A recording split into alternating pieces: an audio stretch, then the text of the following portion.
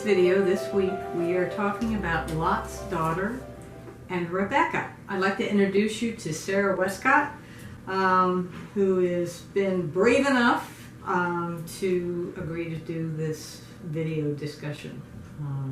So Sarah, tell us a little bit about yourself. You were brave, you were courageous.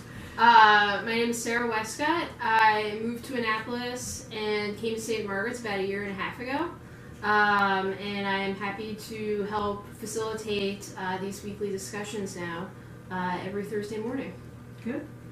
And she is the mother of Grace, who was baptized last Sunday, who is asleep over there. We hope. Well, she's wrestling a little bit. Right. We hope she'll be quiet. So tell me, we're talking about Lot's daughter, and then we're going to be talking about Rebekah. Lot's daughter. What an awful story. Interesting that there are actually two sisters, but since the younger sister didn't say anything, she's not featured in our book. Lot's daughter. What was your gut reaction about her? She just had to choose from the lesser. She was someone who was left with no good choices, and she had to decide how she was. It's certainly a story, as the book mentions, you don't really teach in Sunday school because it's not a happy one, and it's a story I was not familiar with at all. And it's a woman who was left and decides as human race is succumbing around her that she has to lie with her father, and it sounds grotesque really in a way, but what choice did she have to make? So she did, even though it was a bad choice, she did what she thought she had to do for humanity. Yeah, she was a survivor. I mean, she had to do what she had to do, and it's interesting, this is a repeating theme, is sometimes people are given a mission. It's like Sarah previously, who was understood God's mission to have, that Abraham was going to have children, but didn't quite understand how that was going to work, and took steps to do it differently than perhaps God had in mind. In this case, I don't know what Lot's daughter thought was God's mission in all of it, but it was important for her to continue, and she felt like she was doing God's will. It's also a different time and a different place, and a different situation, that sometimes people have to do what they have to do and make choices based on... Sad. Yeah. I mean, you've just felt sorry for her and your sister at the end, that this was the choice that they had to make. Yeah. It was a sad story, I thought. Yeah. Oof. So let's go on to maybe a more happier story, and let's talk about Rebekah. When we were talking about earlier, why is it you remember Rebekah? From high school. I don't remember I'm Rebekah, impressed. but I remember the story of Jacob and Esau. That I guess I just didn't remember the name of Rebekah, but I do remember the twins who had been fighting in utero, and then the father says to the son, the older twin, I forget, go do something and I'll give you a blessing. And then Rebekah, who God actually spoke to Rebekah.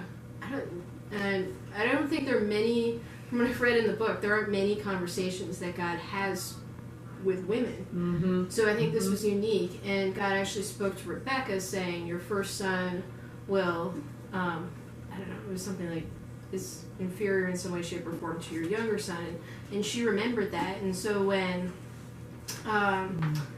what was it, Isaac? No, Esau. No, the husband, Rebekah's husband, Isaac, right? Isaac. Who she married without ever meeting him. She agreed to marry him. That's right. The so water. she was courageous in that regard. Yeah. That she just left home and travel to a different country and, right. and sure, I'll marry somebody. Oh.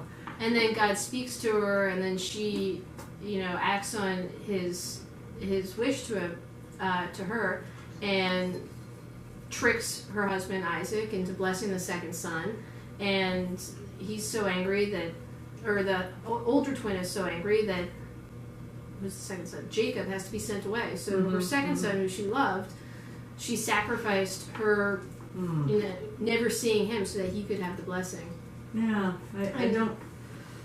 She was kind of feisty. I mean, she, as I said, she left home and then she sacrificed, her son.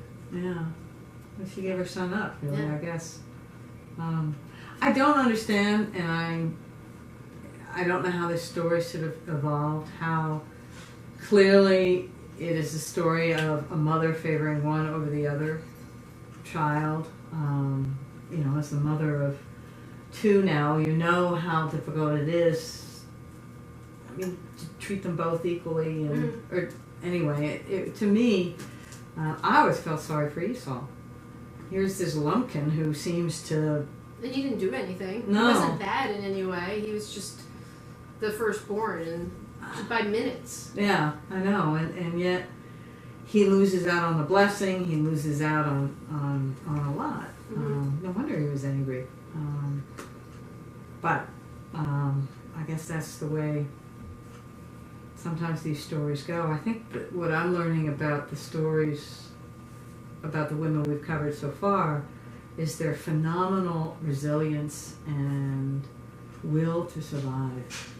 In tough situations, I mean, they're pretty selfless in that they're willing to really sacrifice a lot of their happiness to do what they think is right and to do God's wish, and they give up a lot. It's very selfless acts. You wonder how, whether looking at my own life, I'm not sure I could do what Rebekah did. I know I couldn't do what Lot's daughters do. No. But, no, nor could I. Could you? I mean, I don't think I could, one, go off to another place and marry someone I'd never met, and two, give up one of my children. Those were two pretty heavy things to take on that Rebekah did. Yeah. No. But sometimes you do have to let your children go in order for them to live. That's an essence. Oh, I want them to go. Yeah. Don't get me wrong. I want them to go. But how old are they? 3 and 6 months. 6 months, yeah. Yeah. But I don't want to lose contact with them. Or, Rebekah lost contact with her son. I don't want that. No, that's anyway. So thank you very, very much. Thank you.